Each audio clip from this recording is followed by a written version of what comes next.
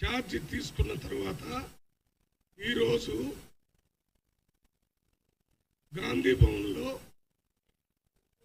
జిల్లాల వారీగా మీటింగ్ ఏర్పాటు చేయడం జరిగింది. ఉమ్మడి జిల్లాని యూనిట్గా తీసుకొని ఈరోజు వరంగల్, కరీంనగర్, నిజామాబాద్ జిల్లాల మీటింగ్ జరిగింది. ఈ మీటింగులో క్షేత్రస్థాయిలో పార్టీని బలోపేతం చేసేందుకు చేపట్టాల్సిన చర్యలపై చర్చ జరిగింది. పార్టీ అధికారంలో ఉన్నప్పుడు పార్టీని విస్తృతంగా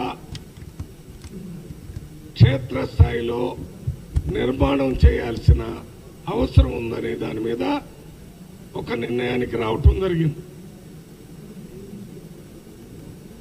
అంతేకాకుండా ప్రతిపక్ష పార్టీలు చేస్తున్న గోబెల ప్రచారాన్ని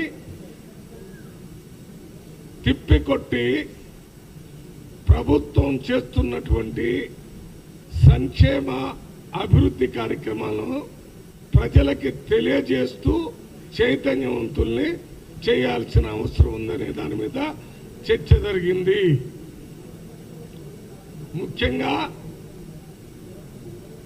6 గ్యారంటీల్లో 5 గ్యారంటీలు అమలు జరుగుతున్నాయి. గ్యాస్ సిలిండర్ 5 గ్యారంటీల్లో ముఖ్యమైన మహిళలకు ఉచిత బస్సు సౌకర్యం, పేదవాళ్లకు 10 లక్షల రూపాయల ఆరోగ్య బీమా, 500 రూపాయలకే గ్యాస్ సిలిండర్, 200 యూనిట్లు కరెంట్ ఫ్రీ, 5 లక్షల రూపాయలకి ఇందిరమ్మ. ఇవి 5 అమలు జరుగుతున్నాయి. ఒక్కటి మాత్రం అమలు జరగటం లేదు. ఈ అమలు జరుగుతున్న విషయాల్ని సక్రమంగా ప్రజలకు అందుతున్నాయా లేదా కాంగ్రెస్ కార్యకర్తలందరూ గ్రామ స్థాయిలో అసెంబ్లీ ఎమ్మెల్యేలు, ఎమ్మెల్సీలు, ఎంపీలతో పాటు ఎక్కడైతే ఎమ్మెల్యేలు లేరో అక్కడ కంటెస్ట్ చేసిన నాయకులు, జిల్లా కాంగ్రెస్ నాయకులు అందరూ కలిసి ఈ విషయాల్ని ప్రజలకు ఇంటింటికి తెలియజేయాల్సిన అవసరం. వీటితో పాటు రైతులకి 2 లక్షల రూపాయల అప్పు మాఫీ చేసి 18,000 కోట్ల రూపాయలు రైతులకి చెప్పిన మాట ప్రకారం ఆగస్టు 15 కంటే ముందే ఇచ్చామనే రైతులు తెలియజేసి 2 లక్షల కంటే ఎక్కువ అప్పున్న రైతులకి లేక ఒకే రేషన్ కార్డులో ఉన్న 3 పేరు మీద 2 లక్షల కంటే ఎక్కువగా ఉండి వారికి 2 లక్షలు రాకపోయినా అదే రకంగా కొంతమంది పేరు ఆధార్ కార్డులో ఒకటి, రేషన్ కార్డులో ఒకటి ఉంటే అది సాంకేతికంగా సరిచేయాలని ఈ కేసులన్నింటినీ ప్రతి మండలంలో ఉన్న అగ్రికల్చర్ ఆఫీసర్ దృష్టికి తీసుకుని పోతే ఇవన్నీ కలెక్టర్ ఆఫీసులో ప్రత్యేకంగా ఈ 2 లక్షలు దాటి ఉన్న అప్పులకు సంబంధించిన రైతుల వివరాలన్నీ సేకరించి 2 లక్షలు దాటి ఉన్నటువంటి అప్పులో ఆ రైతులు 2 లక్షలు దాటిన అప్పును వాళ్ళు కట్టినట్టయితే 2 లక్షల రూపాయలు కాంగ్రెస్ ప్రభుత్వం ఇవ్వడానికి సిద్ధంగా ఉందని రైతులందరికీ అందరూ పెద్ద ఎత్తున తెలియజేయాలని మీటింగుల్లో నిర్ణయం తీసుకోవడం జరిగింది. ఏ రైతు కూడా ప్రతిపక్ష పార్టీలు చెప్పే గోబల ప్రచారానికి కొట్టుకొని పోకుండా ప్రభుత్వం చేస్తున్నటువంటి ఈ రైతు అనుకూల ఈ కార్యక్రమాన్ని గుర్తించాలని రైతులందరికీ విజ్ఞప్తి చేయాలనే నిర్ణయం జరిగింది. అదే కాకుండా పార్లమెంటు, అసెంబ్లీ ఎన్నికల్లో వచ్చిన ఓట్ల శాతాన్ని గుర్తించి భవిష్యత్తులో జరిగే అన్ని ఎన్నికల్లో, అది లోకల్ బాడీ ఎన్నికలు కానీ, పంచాయతీ ఎన్నికలు కానీ, లేక మళ్ళీ వచ్చే అసెంబ్లీ పార్లమెంట్ ఎన్నికల్లో ఇప్పుడు వచ్చిన ఓటు కంటే రెట్టింపు ఓట్లు వచ్చే విధంగా ప్రతి కాంగ్రెస్ పార్టీ కార్యకర్త, నాయకుడు కార్యాచరణ రూపొందించుకొని పనిచేయాలని ఈ మీటింగుల్లో చర్చ చేసి ఒక నిర్ణయానికి రావటం జరిగింది. రాజకీయ పార్టీలన్నిటికీ కూడా స్థానిక సంస్థల ఎన్నికలే అత్యంత కీలకమైనవి. అంటే సర్పంచులు, ఎంపీటీసీలు, జెడ్పీటీసీలు, వార్డు మెంబర్స్, ఇవన్నీ రాజకీయ పార్టీలకి పునాదులు లాంటి, ఫౌండేషన్ లాంటిది. ఈ పునాదులు గట్టిగా ఉండాలి. కాబట్టి ఈ పునాదులు గట్టిగా ఉండాలంటే కాంగ్రెస్ పార్టీ గ్రామీణ ప్రాంతంలో బలోపేతం చేయటానికి కాంగ్రెస్ పార్టీ నాయకులు, ఎమ్మెల్యేలు, ఎంపీలు, ఎమ్మెల్సీలు అందరూ, జిల్లా కాంగ్రెస్ పార్టీ అధ్యక్షులు కలిసికట్టుగా పనిచేసి రేపు వచ్చేటటువంటి మన పంచాయతీ ఎన్నికల్లో వార్డు మెంబర్ నుంచి జిల్లా పరిషత్ చైర్మన్ దాకా, జిల్లా పరిషత్ మెంబర్ దాకా అందరూ కాంగ్రెస్ పార్టీలో పెద్ద ఎత్తున గెలవటానికి మన ప్రభుత్వం వచ్చిన తర్వాత మన ప్రజా పాలనని, ప్రజాస్వామ్య పాలనని ప్రజలకు అర్థమయ్యే విధంగా చెప్పి మనం చేస్తున్నటువంటి గ్యారంటీల గురించి, రైతులకు ఇచ్చినటువంటి మన 2 లక్షల అప్పు మాఫీ గురించి, ఇవన్నీ కాకుండా రేపు ఇవ్వబోయేటటువంటి 15,000 రూపాయల రైతు బంధు గురించి కూడా మనం ప్రచారం చేయాల్సిన అవసరం ఉంది. ఇంతకుముందు ప్రభుత్వం 10,000 రూపాయలు ఇస్తే మనం ఇప్పుడు 15,000 రూపాయలు ఇవ్వడానికి నిర్ణయం తీసుకుంటారు.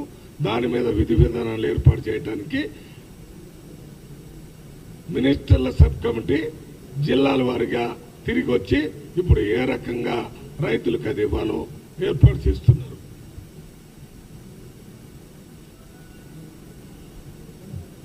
కాంగ్రెస్ పార్టీ ఇప్పుడున్న పరిస్థితుల్లో మనకి మొదటి నుంచి కాంగ్రెస్ పార్టీ కోసం పనిచేస్తూ కాంగ్రెస్ పార్టీ ఎమ్మెల్యేల్ని, ఎంపీల్ని గెలిపించినటువంటి కాంగ్రెస్ కార్యకర్తల్ని, నాయకుల్ని జాగ్రత్తగా సమన్వయం చేస్తూ కొత్తగా వచ్చిన ఎమ్మెల్యేల దగ్గర, వారితో వచ్చినటువంటి ఇతర పార్టీ నాయకుల్ని కూడా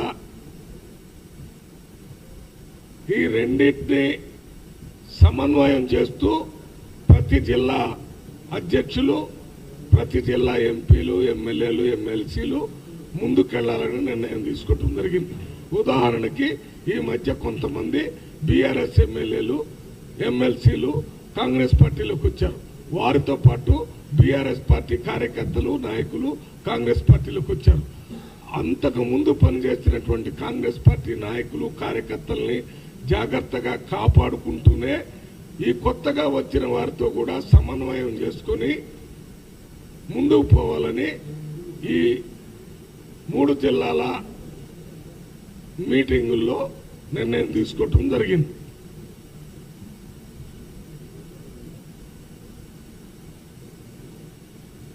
ఇప్పటికీ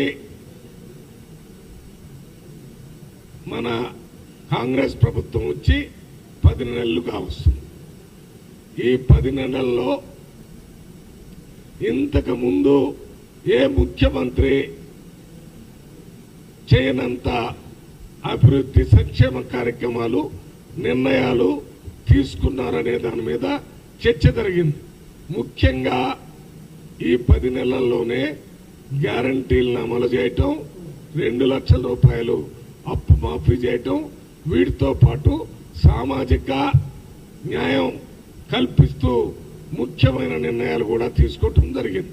అందులో ముఖ్యంగా చాకలి, ఐలమ్మ, మోస్ట్ బ్యాక్వర్డ్ క్యాస్ట్ రజిక కులంలో పుట్టినటువంటి చాకలి ఐలమ్మ ఆమె పోరాట స్ఫూర్తిని మహిళలు గుర్తించి సమాజాన్ని ముందుకు తీసుకుపోవటానికి స్ఫూర్తి కావాలని తెలంగాణ మహిళా యూనివర్సిటీకి చాకలి ఐలమ్మ పేరు పెట్టడం జరిగింది. అది నిన్న జరిగిన కేబినెట్ మీటింగ్లో క్లారిఫై చేసి నిర్ణయం తీసుకోవటం జరిగింది. అదే రకంగా మన టెక్స్టైల్ పార్క్కి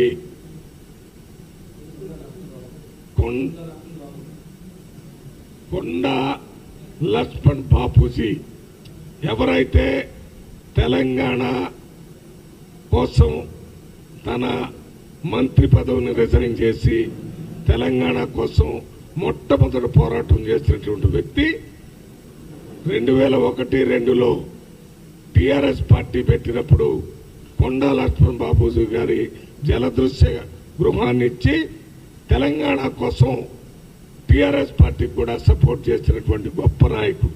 ఆయన ఉద్దేశం కాంగ్రెస్ పార్టీకి వ్యతిరేకం చేయాలని కాదు, తెలంగాణ కోసం ఎవరు ముందుకు వచ్చినా వాళ్ళని సపోర్ట్ చేయాలనేటువంటి వ్యక్తి. ఆయన చనిపోయినప్పుడు ఆ కొండా లక్ష్మణ్ బాపూజీ భౌతిక కాయం దగ్గర కూడా కేసీఆర్ గారు టిఆర్ఎస్ పార్టీ నాయకులు వెళ్ళలేదు.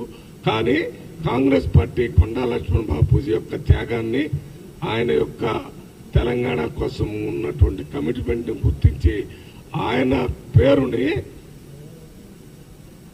ఒక జాతీయ టెక్స్టైల్ పార్క్కి వారి పేరును పెట్టడం జరిగింది.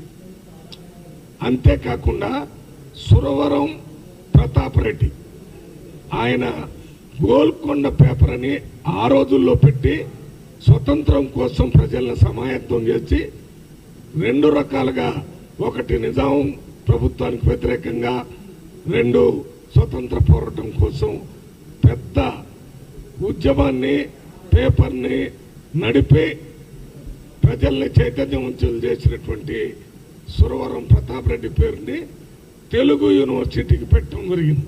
ఇవన్నీ సామాజిక న్యాయం సమాజంలో గెలిపించాలనే దాని మీద. అంతేకాకుండా ఇవాళ తెలంగాణ రాష్ట్ర పిసిసి అధ్యక్షుడిగా ఒక బడుగు బలహీన వర్గాలకు సంబంధించిన ఎన్హెచ్ఐ యూత్ కాంగ్రెస్ లో పనిచేసినటువంటి మహేష్ గౌడ్ని పిసిసి అధ్యక్షుడిగా తీసుకొని రావటంలో రేవంత్ రెడ్డి గారు అత్యంత కీలకమైన పాత్రను పోషించి ఏఐసిసిలో ఉన్న అధిష్టానంతో మాట్లాడి వారికి సామాజిక న్యాయం కాంగ్రెస్ పార్టీలో ఉందని చెప్తూ మహేష్ గౌడ్ని పిసిసి అధ్యక్షుడిగా చేశారు. అంతేకాకుండా మొట్టమొదటి కేబినెట్ లో ఒక ఎస్సీ సమాజానికి సంబంధించిన మల్లు భట్టి విక్రమార్కని డిప్యూటీ చీఫ్ మినిస్టర్ గా చేసి వారికి దళితులకి సముచిత స్థానాన్ని కల్పించారు. అంతేకాకుండా కేబినెట్ లో 2 బీసీ వ్యక్తులకి, ఒక ఎస్టీకి ఈ సామాజిక వర్గాలను గుర్తించి కేబినెట్ కూర్పు చేయటం జరిగింది. అంతేకాకుండా చీఫ్ మినిస్టర్ గారి ఆఫీసులో ఒక ఎస్సీ, ఒక బీసీ, ఒక ఓసీల్లో బ్రాహ్మణ్ రెడ్డి, ఒక వైశ్య, ఒక సామాజిక న్యాయం సమాజ క్రాస్ సెక్షన్ మొత్తం ముఖ్యమంత్రి ఆఫీసులో ఉండే విధంగా చేయటం జరిగింది. అధికారులు పోస్టింగ్లో కూడా ముఖ్యమైనటువంటి పోస్టింగ్లు మన దగ్గర పోలీస్ వ్యవస్థలో 3 ఉన్నాయి. రాచకొండ ఒక ఎస్సీ వ్యక్తికి కమిషనర్గా చేశారు. హైదరాబాదు ఒక రెడ్డి సామాజిక వర్గానికి ఇచ్చారు. అదే రకంగా మన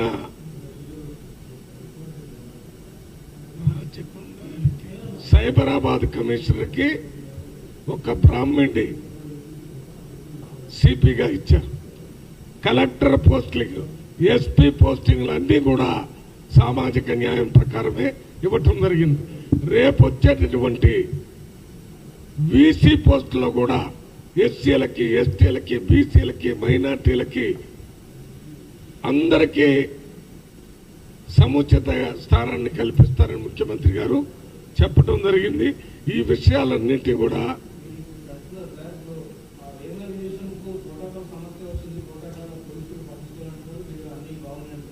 ప్రభుత్వ ఒక్క నిమిషం చెప్పిన తర్వాత ప్రశ్నలు.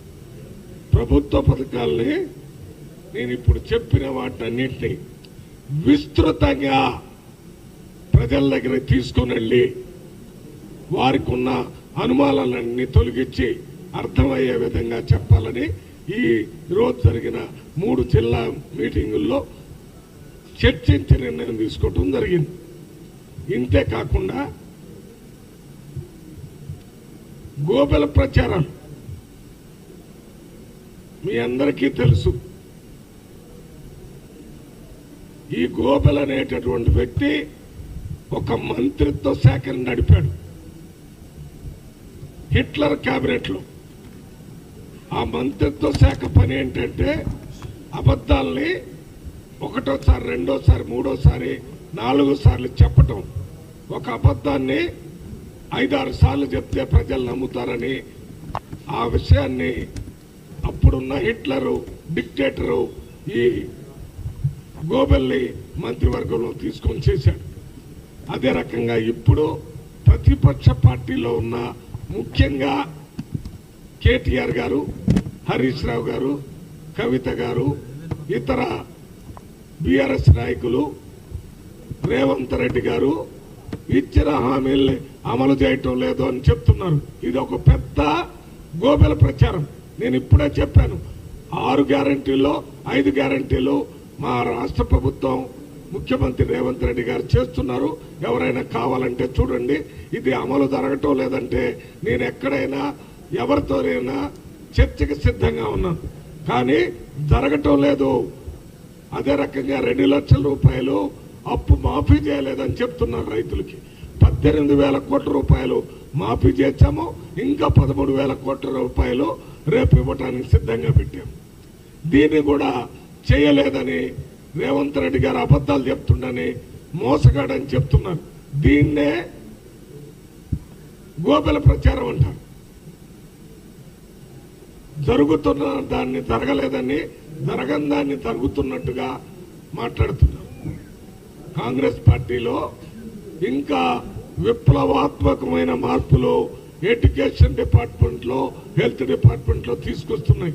ప్రతి మండలంలో ఇంటిగ్రేటెడ్ సెమీ రెసిడెన్షియల్ స్కూల్ 20 నుంచి 25 ఎకరాల్లో ఈ స్కూల్లో, ఈ సెమీ రెసిడెన్షియల్ స్కూల్లో SC, ST, BC, minority, economically backward కు సంబంధించిన అందరూ అక్కడే సెమీ రెసిడెన్షియల్ లో ప్రతి మండలంలో ఉండే విధంగా బడ్జెట్ అలాట్ చేసి ముందు కొన్ని చోట్ల ఏర్పాటు చేయడానికి ఇప్పటికే ల్యాండ్ తీసుకోవటం, దానికి కావాల్సిన ఏర్పాట్లన్నీ చేస్తున్నాం. ఇవి కాకుండా అంతర్జాతీయ స్థాయిలో ప్రతి మండలంలో స్కూల్ కేజీ నుంచి 10th క్లాస్ వరకు అంతర్జాతీయ స్థాయిలో స్కూల్ పెట్టడానికి కూడా రేవంత్ రెడ్డి గారి ప్రభుత్వం అన్ని ఏర్పాట్లు చేస్తుంది. అవి కూడా త్వరలోనే మొదలు పెట్టబోతున్నారు. అంతేకాకుండా ఎడ్యుకేషన్ లో సమూలమైన విప్లవాన్ని తీసుకుని రావడానికి తెలంగాణ ఎడ్యుకేషన్ కమిషన్ అని ఒకటి ఏర్పాటు చేసి దానికి రిటైర్డ్ ఐఏఎస్ ఆఫీసర్ మురళి గారిని కమిషనర్ గా అపాయింట్ చేయటం జరిగింది. ఆయన ఎడ్యుకేషన్ లో తీసుకోవాల్సిన సమూలమైన మార్పులు మరి ఆయన స్టడీ చేసి ప్రభుత్వానికి ఎప్పటికప్పుడు అందించడం జరుగుతుంది. ఇవే ఈ ప్రభుత్వం చేస్తున్న పనులతో పాటు అతి ముఖ్యమైన మార్పు ఏంటంటే బీఆర్ఎస్ ప్రభుత్వం ఉన్నప్పుడు నియంతృత్వ పరిపాలన జరిగేది. ప్రజల ముఖ్యమంత్రిని కలిసే అవకాశం ఉండేది కాదు. ఎమ్మెల్యేలు, ఎంపీలు, మినిస్టర్లు కూడా కలిసే అవకాశం ఉండేది కాదు. ఇప్పుడు రేవంత్ రెడ్డి ప్రభుత్వం రాగానే ప్రజాప్రభుత్వాన్ని ఏర్పాటు చేసి మంత్రులు, ఎమ్మెల్యేలు, ఎంపీలు, ఎమ్మెల్సీలు అందరూ ముఖ్యమంత్రిని కలిసేటటువంటి అవకాశం ఏర్పాటు చేశారు. ప్రజలు ముఖ్యమంత్రిని గెలవటానికి అవకాశం ఉంది. మంత్రుల దగ్గర ప్రజలు పెద్ద ఎత్తున ఎప్పటికప్పుడు వాళ్ళ సమస్యల మీద మాట్లాడుతున్నారు. దీన్నే ప్రజాప్రభుత్వం అంటారు, ప్రశ్నించే ప్రభుత్వం అంటారు. ప్రభుత్వం పనిచేస్తుంది, పనిచేయటం లేదు, మాకు అందుతున్నాయి, మాకు అందటం లేదు అని స్వేచ్ఛగా రైతులు, మహిళలు, యువకులు మాట్లాడుకునేటటువంటి వాతావరణాన్ని ఈ కాంగ్రెస్ ప్రభుత్వం, రేవంత్ రెడ్డి గారు ఏర్పాటు చేశారు. వీటి గురించే మాకు ఇప్పుడు వచ్చినటువంటి చాలా కాంగ్రెస్ పార్టీలో అనుభవం ఉన్నవాడు, రాష్ట్రం మొత్తంలో ఎన్ఎస్సీ అధ్యక్షుడిగా, యూత్ కాంగ్రెస్ జనరల్ సెక్రటరీగా, మళ్ళీ మనం కాంగ్రెస్ పార్టీ వర్కింగ్ ప్రెసిడెంట్గా, అదే రకంగా ఇన్ఛార్జ్ ఆర్గనైజేషన్గా పనిచేసినటువంటి వ్యక్తి ఇవాళ కాంగ్రెస్ పార్టీ అధ్యక్షుడిగా వచ్చాడు. ఆయనకు అన్ని విషయాల మీద అవగాహన ఉంది. ఇప్పుడు పిసిసి ప్రెసిడెంట్గా రాటువే జిల్లాల వారీగా, అంటే పాత జిల్లాల వారీగా ఈ రివ్యూలు కూడా పెడుతున్నారు. కాబట్టి ఇది ఒక శుభ పరిణామంగా మేము భావిస్తున్నాం. ఇప్పుడు చెప్పండి సార్.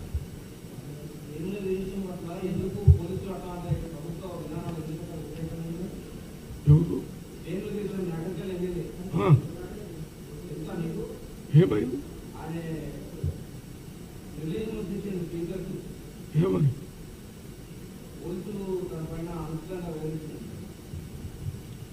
ప్రభుత్వం వేముల వీరేశం గారు వారు ప్రజలతో వారికి ఉన్న సంబంధాన్ని దాన్ని గుర్తించి ముఖ్యమంత్రి రేవంత్ రెడ్డి గారు అక్కడ వేరే వ్యక్తులకి టికెట్ ఇవ్వాలని చెప్పినా కూడా వీరేశం గారికి టికెట్ ఇచ్చారు.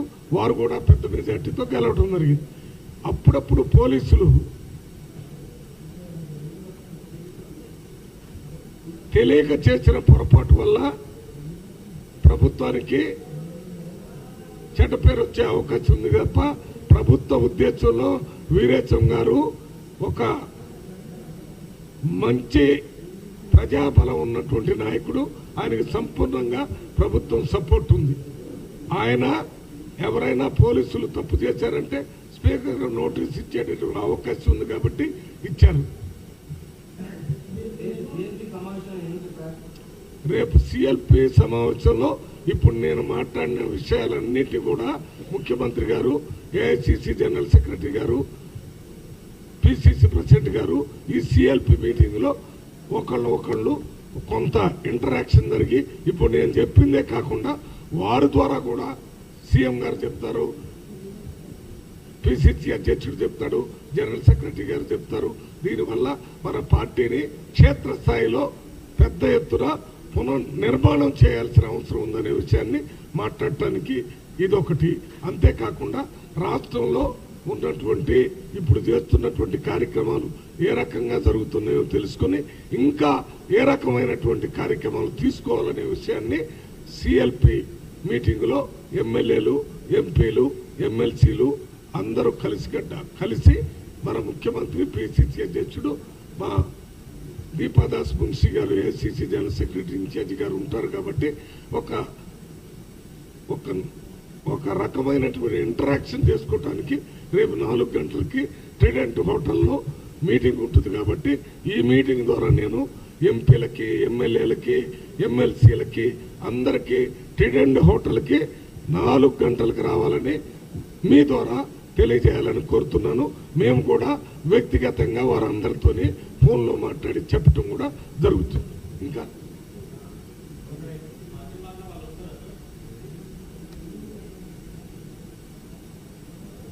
ఇప్పుడు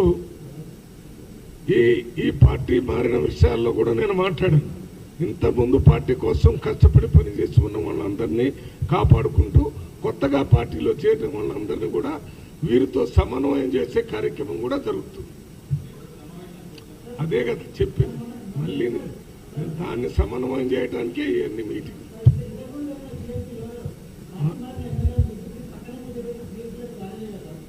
ఎక్కడ ఏంటమ్మా?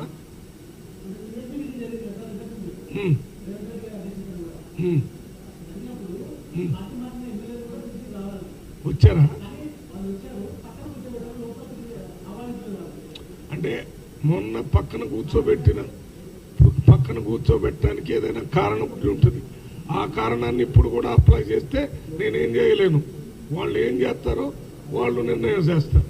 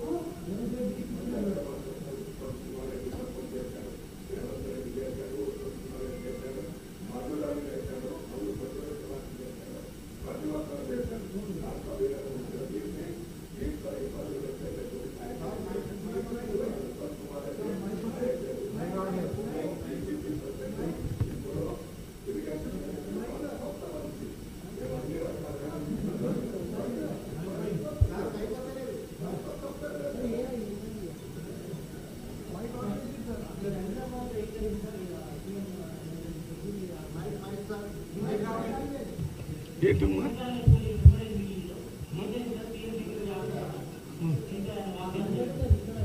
టీ కప్పులో తుఫాన్ లాగా నేను హలో మీ దగ్గరకు వచ్చింది అది ఓకే. ఈరోజు రవీంద్ర భారతిలో సీతారామ యేచూరికి సంస్మరణ సభ జరిగింది. ఆ సభలో సీఎం గారిని పిలిచారు. మాకు కూడా ఇన్విటేషన్ వచ్చింది. మేము వెళ్ళాం. మేము వెళ్ళే వరకు మొదటి వరుస అంతా ఫిలప్ అయింది. వెనక వరుసలో ఉన్న 2 సీట్లలో మేము కూర్చుని ఉన్నాం. ఒక సెక్యూరిటీ ఆయన నిలబడి ఉన్నాం. 2 సీట్లు అటు ఉంది. ఆడ ఎవరు లేడు. నేను దాంట్లో కూర్చుంటే ఇక్కడ సీఎం గారు సెక్యూరిటీ. ఎవరు సెక్యూరిటీ? సీఎం అక్కడ కుర్చీయే కదా ఉంది.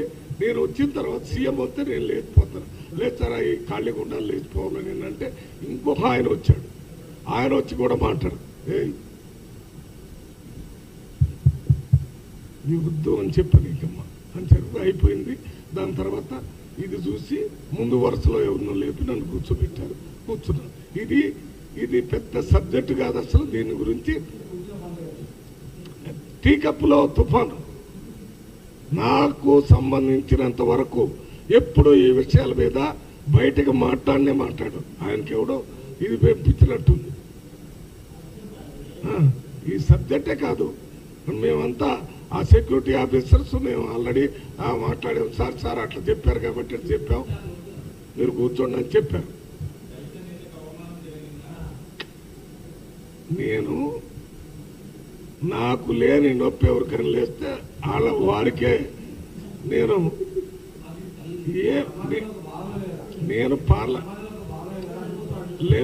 దళిత నేతకి అవమానం జరగలేదని నేను నెత్తిన నోరు పెట్టుకుని మాట్లాడుతుంటే జరిగిందని ఎవరన్నా మాట్లాడితే కావాలని దీన్ని ఒక సమస్యలాగా చూపించాలని మాట్లాడు. నాకు ఎక్కడ అవమానం జరగదు.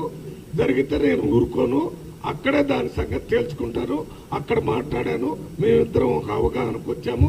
ముందు సీట్లోకి వచ్చి నాకు సీట్ ఇచ్చి కూర్చోబెట్టారు. అంతా అయిపోయింది. అక్కడ సీట్లు నేను లేటుకు పోయాను.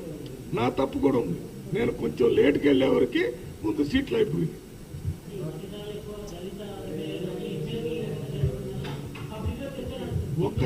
ఒక జనరల్ ఎంపీకి ఇచ్చే గౌరవం కంటే రెట్టింపు గౌరవం నాకు ఇస్తున్నారని నేను మా పార్టీ వాళ్ళకి, సిపిఎం పార్టీకి, సిపిఐ పార్టీకి, సెక్యూరిటీ వాళ్ళకు కూడా హృదయపూర్వకంగా నమస్కారాలు తెలియజేస్తాను. నాకు ఇచ్చే respect it is not less than the general respect. It is little above the general respect. దాన్ని అనవసరంగా దాంట్లో గుంజే ఇది చేయాలంటే అది వాళ్ళ ఇష్టం. Will it happen like that? అవమానం.